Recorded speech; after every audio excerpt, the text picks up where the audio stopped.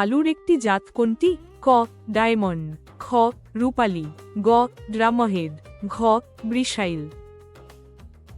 বাংলাদেশে চাষ করা আলুর উন্নত জাতগুলোর মধ্যে ডায়মন্ড একটি পরিচিত জাত।